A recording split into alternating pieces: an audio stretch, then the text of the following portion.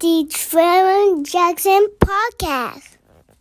It became a time in the political realm to where speaking bad about Democrats became something that could get you clicks, views, likes, and monetary gain. Because they the losers right now. Right now, they are the losers. But when they get back in power, will people be speaking the way that they are speaking about them now? I want to play this clip from Stephen A. Smith, and I want us to react to it. I want y'all to get into the comment section and educate me, and let's further the discussion. Let's go. What did you do that for? How did it serve us on both sides of the aisle? Because as a black man, civil rights legislation, 1964, I'm going to ask the Democratic Party, tell me what you've done for us since that time. You've had at least 80% of our votes since then. Tell me what we've gotten out of it. Because it seems to me like we still got some of the same troubles. You've given us more access to capital. I'll give you that. But what else have you done? Fair Housing Act, Civil Rights Act, Voting Rights Act, I got you. But what have you really done for us? You understand? When you were sitting up there and you were a progressive left, hard left, and you were pushing, transgender, athletes transitioning from male to female, competing with young ladies. How did that benefit the black community? When you were talking about cancer culture and woke culture and people were getting dismissed, suspended, or fired for pronouncing the wrong pronoun or something, how did that help the black community? You sure you didn't sell us out? You sure that you weren't doing this to ingratiate yourself with a different voting bloc so the black vote wouldn't mean as much to you as it once did? Are you sure about that? Please explain, because I'm all ears, because it looks that way to me. You're the Republicans. Yeah, you didn't come to us making a bunch of promises, but what have you done? You talk about the American people and you're saying, hey, Obamacare is horrible. Well, Obamacare got about 24 million people some health care. Okay, what did you do? Obamacare was passed 2010. It was implemented into law by 2015. But here we are in the year 2026 and you still don't have a health care plan. How come?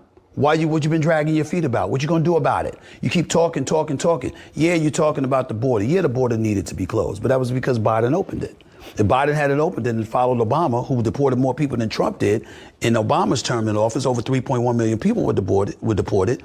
How come you didn't follow that, Joe Biden? How come you didn't follow that, Democrats? How come it was okay to celebrate ICE at that particular time when when Obama was in office, and you had networks literally traveling with ICE to show you the marvelous work that they were doing, but suddenly Trump is doing it, and now it's a pariah, and ICE needs to go, and it needs to be completely banned. Why are sanctuary cities existing? Oh, I wish I would have played a little bit more of that, because that sanctuary city topic was, something that is very relevant, because in Massachusetts, the LGBTQ community have their own cities, and New York City and Los Angeles, they prioritize people that is immigrants and stuff over Americans, and they give them places to stay and give them funds and all of that old type of stuff. And I feel like it's foolishness. I feel like it shouldn't be no sanctuary cities, and taxpayers shouldn't have to pay towards leadership so they can give to individuals who are over here illegally. He was cooking in some parts. I want to say that the Democratic Party has messed up drastically, because Trump, shouldn't have never even made it into office. But who did they have? Kamala Harris wasn't it. I'm sorry. She was qualified. She had been in positioning because she was, in leadership in California. But when I look at California, I look at Gavin Newsom, I don't think that they can run the country. I think they'll wear the country down just like Trump, or maybe even worse than Trump, though. But he spoke that the Democratic Party haven't done anything since 1964. I want to say in 1964, that's what black people wanted. I don't know what life was like in 1964. I didn't experience it in 1964, but I've studied history and I understand what changed in 1964. And they integrated us with society for their own political gain and their own profit. It didn't have nothing or no benefit for black people. I feel like the Democratic Party don't prioritize black people. That's something that they don't even care about. They are the party of the KKK. They are the party of slavery. They are the party of things that doesn't even have no type of uplifting impact on the black community as a whole. They prioritize transgenders. They prioritize LGBTQ community. They prioritize illegal immigrants. And before people say that illegals are humans first, I want to tell you something that the Bible says. Obey the laws of the land. Real spill. My last take is that he said they did nothing to benefit blacks. They prioritize Mexicans and Latino individuals. I find that to be true from Stephen A. Smith. They want to replace us. Right now, they're saying that black men, 500,000 of us have lost jobs since 2025. They say 300,000 women have lost jobs since Trump got back into office, and these are only black individuals. I wonder why. They want to remove us. White folks are in a state of white genetic survival, and they don't want nothing but people to work for them. And the Democratic Party is at fault. I feel like if you a person that's picking sides right now, or if you a person that is a Democrat or a Republican, you ain't prioritizing Americans as a whole. We're American first, man. We pay taxes first. I've been here my whole life. My family been here hundreds of years before me. We ain't Democrats. We ain't Republicans. We're Americans. This division has to stop. Real spill. Joking around, arguing with this guy, and they were making jokes towards one another about each other's mother, who could tell the best jokes or whatever. And this one guy got the better of the other guy. The other guy goes up to him and shoots him in both kneecaps. Said, "I told you to stop f***ing with me," dropped the gun and walked away. That's the kind of stuff that I grew up seeing. I grew up seeing, one of my boys gunned down in a nightclub. Guy walked up to him, blew his head off, just because he didn't like him. And what do you do when you're in that situation? Well, unfortunately, you don't like to say these things, but you know what? You keep your mouth shut.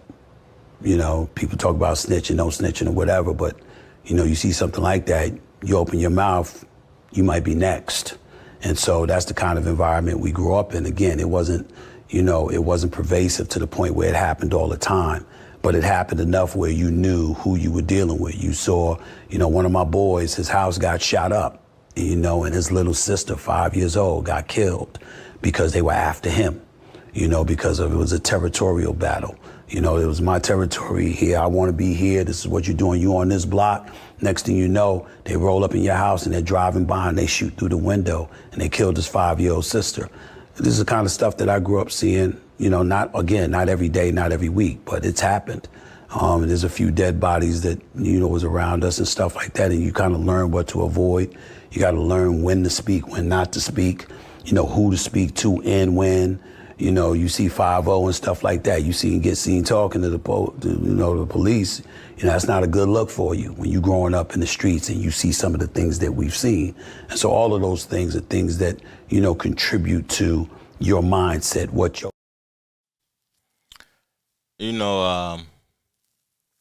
I've read Stephen A. Smith's book. I got the Audible version. I didn't read, I listened to it on Audible. And I heard about his experience in Hollis, Queens, growing up in the hood, growing up around the drug dealers and things. And I grew up in the hood also, but I want to say something that I feel like it's necessary to be said in case individuals that's young heard this podcast. And I hope, if you're an older individual and you listening to this podcast, you share this with the youth. And you internalize what I'm about to say also. Being able to communicate, being able to articulate what's being communicated, being able to understand, and being able to protect and preserve is something that's priceless. It wouldn't be no wars. It wouldn't be no rap beefs. It wouldn't be no deaths. It wouldn't be no people in the community trying to hinder each other if people knew how to communicate and articulate what needs to be done and what needs to be said. What's going on in this world right now is that, to me, this is an assumption, an assessment for me, is that people are in these devices so much, and people are prioritizing, social, digital interactions with others and likes and clicks and views and things, that they have tapped out from humanity. And when they have to talk to someone, they don't know how to articulate themselves. And when you don't know how to articulate yourself, you don't know what will happen. You might kill somebody. You might die. You might not know how to communicate when somebody is asking for something. It's just interesting growing up in those communities, and growing up in the hood. It teaches you things. It teaches you how to talk. It teaches you how to react and move away and do certain things. So I played that clip not for Stephen A. Smith. I played that clip for you. Go learn, man. Go read you a book. Go remove yourself from the environment that is hindering you. Real talk. And learn how to articulate yourself in any room. Let's move along, man. The Trevor Jackson Podcast.